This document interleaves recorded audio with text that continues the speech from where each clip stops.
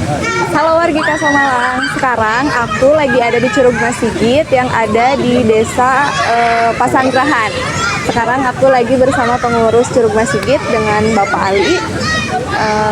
Di sini mau nanya Pak terkait sejarah Curug Masigit itu seperti apa? Untuk Curug Masigit itu kan ada dua kalimat ya, ada curug dan Masigit.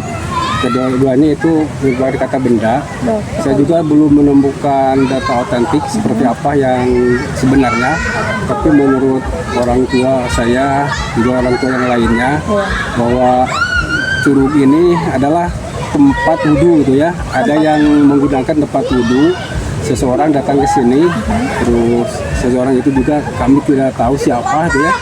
Yang jelas tempat itu curugnya untuk wudhu, lalu dia itu sholat ya, sholat di atas batu. Nah batunya itu sekarang disebut Masigit ya.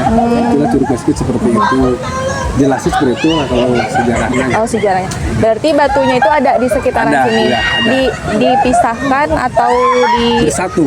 Oh. Bersatu. Karena kan ini kan batunya batu lempeng ya. Iya. Semuanya sampai sana berapa ratus meter nggak tahu masih satu batu itu ya. Oh, jadi belum tahu tempat pastinya batu yang mana yang dipakai sholatnya? Iya, Enggak? yang jelas Masigit itu tempat yang dipakai sholat oleh orang tersebut. Orang tersebut.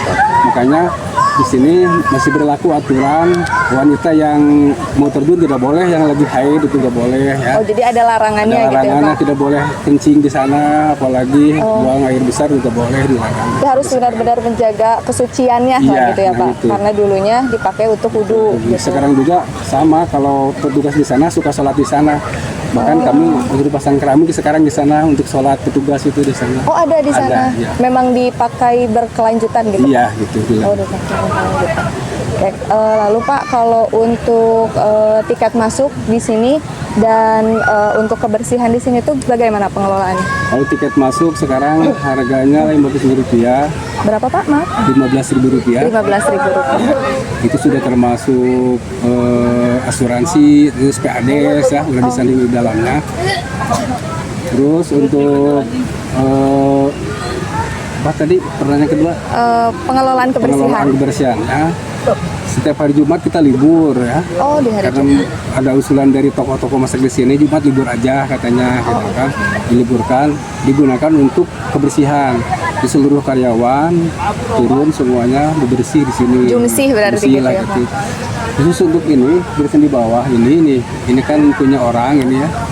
Oh, Ini kerjasama gitu? Kerjasama, ini sangat menunjang untuk curug karena curug tidak punya lahan seperti ini. Jadi kita juga membantu membersihkan ini, membersihkan Fasilitas yang Kampung ada. Rindu ini namanya. Oh, ini Kampung Kampung Rindu namanya ini. Pemiliknya perorangan yang miliknya. Kalau curug kan kita punya itu saja. Iya. Jalan juga kita sewa, yang punya lahan gitu. Kita punya curug aja. Jadi kalau untuk punya lahan di sini itu milik pribadi gitu. Pribadi ini Oh, untuk pengelolaan. Kalau misalnya untuk kepemilikan curugnya sendiri itu gimana Pak? itu kan milik pemerintah. Jadi pemerintah desa menyerahkan ke wilayah ke RW, silahkan dikelola RW, dimanfaatkan oleh RW gitu. Cukup desa itu hanya menarik PAD saja melalui BUMDes. Oh, jadi kerjasama sama BUMDes. Iya. Lalu Pak, untuk fasilitas yang tersedia di sini ada fasilitas apa aja? Fasilitas itu tiket sudah ada ya. Kalau rame tiket biasanya kita menggunakan loket tiket yang di atas ya. Oh iya, Kalau ya lagi ada. sepi karena karyawannya kurang, kita turun di sini di bawah aja gitu. Jadi tidak ada masalah untuk tiket. Tiketnya kan tiket ya. Yang kedua ada gazebo ini yang ada di Kampung Rindu. Ada yang milik pribadi, ada yang milik curug. Nah, kalau ini kan gudang milik curug. Terus ini aula, walaupun ada di lahan orang, tapi ini milik curug ya. Kita yang bangun. Sebagian ada yang milik curug lah. Terus yang lainnya musola, toilet itu dikelola oleh Kampung Rindu sendiri. Musola ada, toilet ada.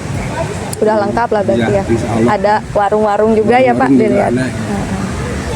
Lalu Pak, selanjutnya kalau untuk kegiatan yang bisa dilakukan di sini tuh ada apa aja? Soalnya kan dilihat-lihat ada kayak yang lagi rafting, Iya. pada pakai pelampung, Iya. itu bisa ngapain aja di sini? Bisa. Pertama terjun ya di sana di tempat utama itu yang merupakan salah satu daya tarik paling menonjol di sana. Yang kedua bisa kiper tubing bisa. Yang kedepannya mungkin kami sedang mengusahakan arung jeram gitu ya. Oke. Karena arung jeram itu modalnya besar ya. Iya. Karena kan yang berbentuk perahu besar itu harganya kurang lebih 1 unit itu 12,5 juta. Jadi kalau kita butuh 2 atau 3 itu perlu uang lah gitu. Iya. Belum kesampaian ke sana. Betul. Dan masih perlu diperbaiki. Ini jalan arusnya ini, arusnya masih banyak batu yang besar-besar di tengahnya, perlu kita perbaiki dulu. Masih banyak persiapannya gitu lah ya. Ada apa? Ada ground camping juga ada di sana. Oh, bisa. Kita bisa daftar. Juga ada paketnya. Oh, ada paketnya. Paket 1, paket 2, paket 3. Kalau paket 1 kan segalanya di sini. Kita tinggal bawa apa-apa lah, makan. Oh, tinggal bawa badan aja gitu. Badan aja gitu. Dengan harga tertentu ada. Terus ada paket 2, ya bawa tenda itu makan di sini gitu. Ada yang semuanya tenda bawa, makan bawa gitu ya. Ya. Kita nyewa tempat aja. Gitu. Oh. Kalau untuk berarti kegiatan bisa dilakukan itu seperti itu. Iya. Nah, tadi itu kan ada kayak untuk bisa loncat gitu ya, Pak. Iya. Apakah ada pemandunya atau gimana gitu? Ada di sana ada 4 orang. Biasanya kalau full ada 4 orang ya. Pemandunya dia akan memberikan tip-tip bagaimana cara loncat yang benar untuk jauh dari kecelakaan yang selamat. Sebelumnya bimbing dulu gitu. Terus ini juga dirapihin, dimasukin, dirapihin supaya tidak lepas gitu ya. Iya. Karena kalau lepas itu bahaya. Iya, betul. Karena cukup tinggi juga ya, Pak, Iya, dari cukup curug. tinggi.